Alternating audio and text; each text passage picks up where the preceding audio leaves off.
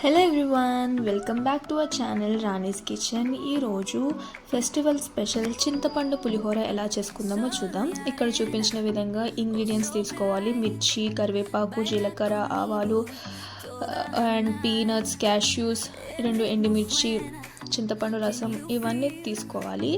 ఇక అలాగే శనగపప్పు, మినప్పప్పు కూడా చూపించిన విధంగా తీసుకోండి.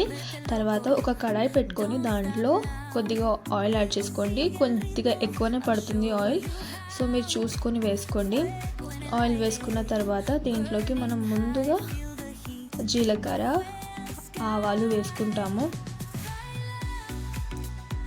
ఇవి కొద్దిగా వేయించుకోవాలి.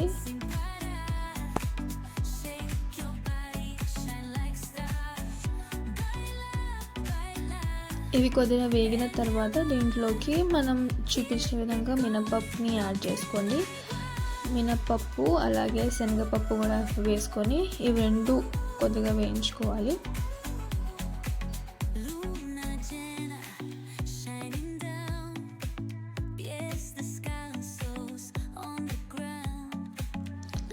నెక్స్ట్ పీనట్స్ వేసుకుంటున్నాము. పల్లీలు కూడా వేసుకొని ఇవి కూడా ఒక 2 మినిట్స్ పాటు వేయించుకోవాలి.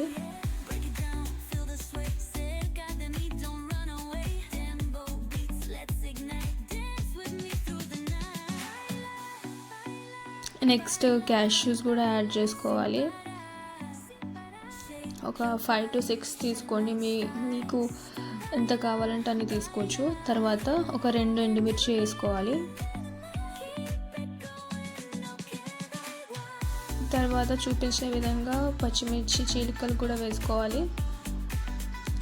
ఒకసారి ఇవన్నీ వేసుకున్న తర్వాత బాగా వేయించుకోవాలి. ఒక బ్రౌనిష్ కలర్లో వచ్చేంత వరకు వీటిని అంతటిని బాగా వేయించుకోవాలి. అండ్ ఆల్సో కరివేపాకు కూడా యాడ్ చేసుకోవాలి.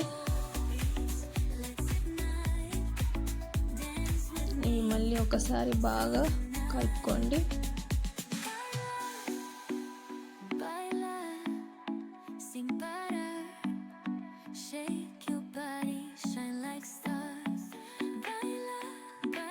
అలాగే మనం ముందుగా ప్రిపేర్ చేసి పెట్టుకున్న చింతపండు రసాన్ని కూడా మనం ఇందులోకి యాడ్ చేసుకోవాలి. చింతపండు రసాన్ని వేసుకున్న తర్వాత దీంట్లోకి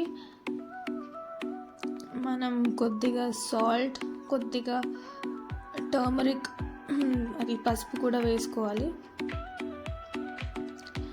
ఒకసారి వేసుకున్న తర్వాత మూత పెట్టుకొని ఒక 5 minutes పాటు బాగా మగ్గించుకోవాలి. చింతపండు గుజ్జు దగ్గరకు అయ్యేంత వరకు వీటిని బాగా మగ్గించుకోవాలి. ఈ మిక్స్చర్ని